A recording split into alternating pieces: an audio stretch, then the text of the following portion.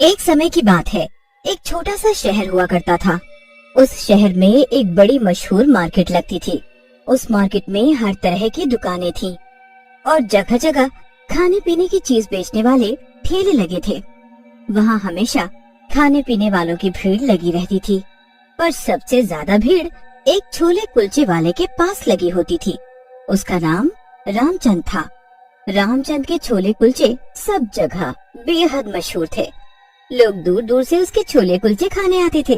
रामचंद छोले कुलचे बेचकर काफी अच्छा कमा लेता था। एक दिन की बात है, जब रामचंद के ठेले के पास से सोनचंद गुजर रहा होता है। उसके ठेले पर इतने ग्राहक देखकर उसे बड़ी जलन होती है।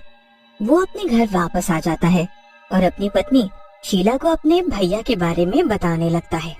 अरे भैया, नोट छाप रहे हैं, नोट। पता है कितनी भीड़ थी उनकी दुकान पर। मैं तो देखकर हैरान रह गया।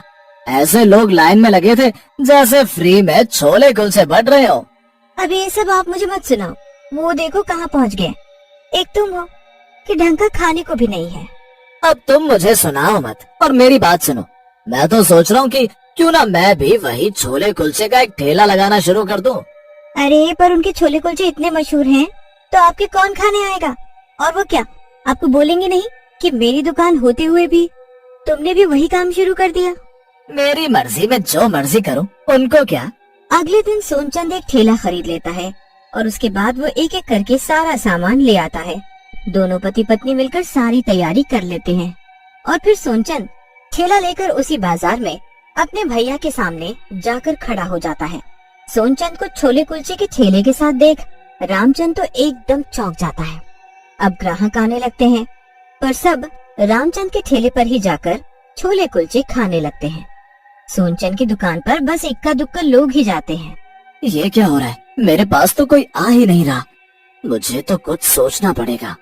सोनचंद काफी देर तक सोचता रहा और फिर अपने ठेले पर एक बोर्ड लगा देता है, जिस पर लिखा होता है कि 1 प्लेट छोले कुलचे के साथ 1 प्लेट मुफ्त।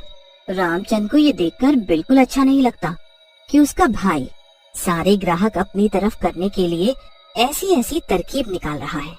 अब सब लोग फ्री के चक्कर में रामचंद का ठेला छोड़कर सोनचंद के ठेले पर जाने लगते हैं। सब लोग 1 प्लेट के पैसे देकर 2 प्लेट ले तो लेते हैं, पर वो छोले कुलचे रामचंद के छोले कुलचे के आगे कुछ भी नहीं होते। अरे भाई, जो स्वाद रामचंद के छोले कुलचे में है वो बात इसमें नहीं। क्यों भाई, इनमें क्या कमी है? भाई स्वाद की बात है। देख, अब सामने सामने 2 ठेले हैं तो ग्राहक चाहे पैसे फालतू दे देगा, पर खाएगा बढ़िया और स्वादिष्ट चीज।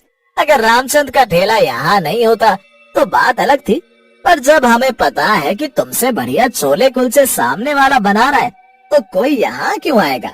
सोनचंद के दिमाग में यही बात बैठ जाती है। अगले दिन सोनचंद अपने भाई के ठेले पर चुपके से जाता है और छोले में कुछ मिला देता है। उसके बाद जो भी रामचंद के छोले कुलचे खाता है बीमार पड़ जाता है। सोनचंद तो बड़ा खुश होता है और उसके मन में लड्डू फूट रहे होते हैं। हर दिन सोनचंद अब यही काम करता है। वो रोज रामचंद के छोले में कोई चीज मिला देता है, जिसके कारण लोग बीमार होने लगते हैं। एक दिन रामचंद की दुकान पर कुछ लोग गुस्से में लाठी डंडे लेकर आते हैं और सब तोड़ फोड़ कर देते हैं। ये सब तोड़ फोड़ क्यों कर रहे हो? तेरा छोले कुलचे खाकर मेरा बच्चा इतना बीमार हो गया कि आज वो कोमा में। मैं तो आज तुझे जान से मार डालूंगा। अरे ऐसे कैसे हो सकता है? मैं तो एकदम बढ़िया छोले कुलचे बेचता हूँ। ऐसा नहीं हो सकता है। वो आदमी इतना गुस्से में होता है कि रामचंद की एक नहीं सुनता और उसे मारने लगता है। तभी वहाँ कुछ और लोग आ जाते हैं और वो भी रामचंद पर चिल्लाने लगते हैं कि उसके छोले कुलचे खाकर उनके घर वाले हॉस्पिटल में पड़े हैं। सब लोग उसकी पूरे बाजार में खूब बेइज्जती करते हैं। रामचंद बेचारा ये सब सहन नहीं कर पाता और उसी रात आत्महत्या कर लेता है। अब अगले दिन उसका ठेला ही नहीं लगता, जिस कारण सब लोग बस सोनचंद की दुकान से ही छोले कुलचे खाने शुरू कर देते हैं। रामचंद की आत्मा को अभी मुक्ति भी नहीं मिल रही होती। वो मरने के बाद भूत बनकर वहीं अपने ठेले के पास भटकता रहता है। आखिर मेरे साथ ऐसा क्यों हुआ? भगवान चाहे मुझे कम जिंदगी देता, पर कम से कम इज्जत की तो देता। पता नहीं लोग आखिर कैसे मेरे छोले कुलचे खाकर मरने लगे थे, जबकि मैं तो हर चीज इतनी अच्छी लाता था। देखो मेरे भाई का ढाबा कितना अच्छा चल रहा है और मेरा ठेला कैसा खाली पड़ा है। भूत वहाँ खड़े सब देखकर दुखी हो रहा होता है कि इतने में शीला सोनचंद के पास आती है। अरे ये देखो, तुम्हारे भाई का ठेला कैसे पड़ा हुआ है। मुझे तो लगा ही नहीं था कि तुम इतना बड़ा काम कर पाओगे, पर तुमने तो कर दिखाया। वैसे एक बात तो बताओ, वो तुमने छोलों में आखिर डाला क्या था जिससे लोग बीमार पड़ने लगे थे? अरे वो मैंने एक आदमी से केमिकल लिया था और उसे छोलों में मिला दिया, उसी की वजह से कमाल हुआ है। और मैंने तो सोचा था भैया अपना ठेला लगाना बंद कर देंगे, पर उन्होंने तो आत्महत्या ही कर ली।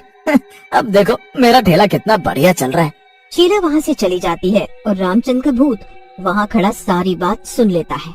ये सब सोनचंद का किया कराया था। मेरा भाई, मेरा अपना सगा भाई, ठीक है, ये मुझसे बात नहीं करता था, मेरे सामने वही काम भी शुरू कर दिया जो मैं करता था, पर मुझे तो यकीन ही नहीं हो रहा कि ये मेरे साथ इतना बुरा कर सकता है, और मेरे मरने पर ये हंस रहा है। मैं इसे नहीं छोड़ूंगा। रामचंद के भूत को अपने भाई पर बहुत ज्यादा गुस्सा आ रहा था। उसने उसको अच्छा सबक सिखाने की ठान ली थी। अब अगले दिन जब सोनचंद अपना ठेला लगा रहा था तो रामचंद का भूत वहीं खड़ा हुआ था, पर वो किसी को भी दिखाई नहीं दे रहा था। धीरे धीरे लोगों का आना शुरू हो जाता है।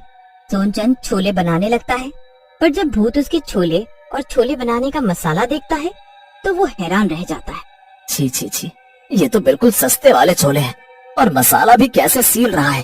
टमाटर तो बिल्कुल ही सड़े हुए हैं, मक्खन भी नकली है।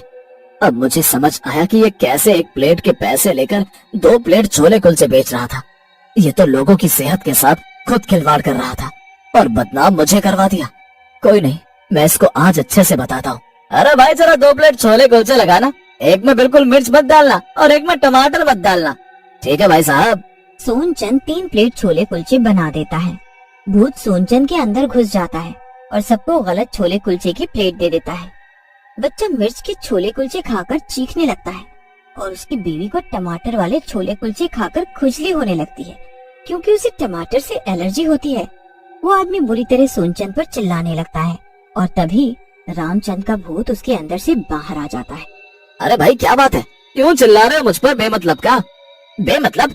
तुझे इतनी देर से एक बात बोल रहा हूँ, तुझे समझ नहीं आ रही? क्या बोला? मैंने तो नहीं सुना। ग्राहक को अब और भी ज्यादा गुस्सा आ जाता है और वो उसके छोले कुलचे वहीं फेंक कर चला जाता है।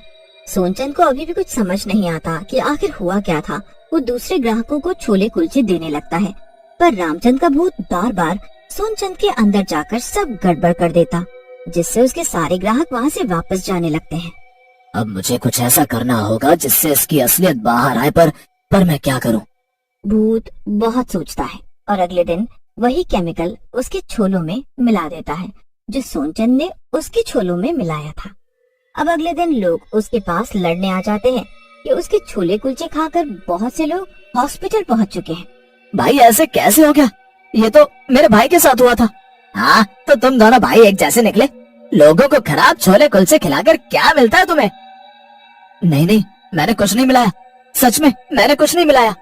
तेरा भाई तो मर गया, इसलिए हम उसे सजा नहीं दिला पाए, पर हमने तेरे छोले चेक करवाए। इसमें कोई बहुत खतरनाक केमिकल है जो तूने छोलों में मिलाकर ग्राहकों को खिलाया है। तुझे तो अब जेल ही होगी। एक आदमी तो उसकी पुलिस कंप्लेंट कर देता है, जिससे वो जेल तक पहुंच जाता है। वो जेल में बैठा अपनी किस्मत को कोस रहा होता है कि आखिर उसने ये काम शुरू ही क्यों किया। फिर वहाँ रामचंद का भूत प्रकट होता है, जिसे देखकर सोनचंद हक्का बक्का रह जाता है। घबरा मत, मैं तेरा भाई रामचंद ही हूँ, जिसे तूने बदनाम किया और आखिरकार मुझे शर्म में अपनी जान गंवानी पड़ी। तूने मुझसे मेरा ही काम छीनने की कोशिश की और इस हद तक गिर गया कि मेरे छोलों में जानलेवा केमिकल मिला दिया। माफ कर दो मुझे माफ कर दो, गलती हो गई मुझसे। अब नहीं करूंगा ऐसा, मेहनत का और ईमानदारी का खाऊंगा। अब तो तुझे तेरे किए की सजा मिलकर रहेगी। भूत इतना कहकर गायब हो जाता है। फिर पुलिस उस आदमी को भी पकड़ लेती है जिससे सोनचंद ने वो केमिकल खरीदा होता है। पूरे बाजार में सबको सोनचंद की असलियत पता चल जाती है कि उसी ने अपने भाई के साथ ऐसा घिनौना काम किया था और उसका भाई रामचंद बेकसूर था। सोनचंद उसके बाद पूरे 5 साल की सजा भुगतता है और उसको अक्ल आ जाती है कि उसने कितना गलत किया। रामचंद की आत्मा को अब शांति मिल जाती है और वो चला जाता है।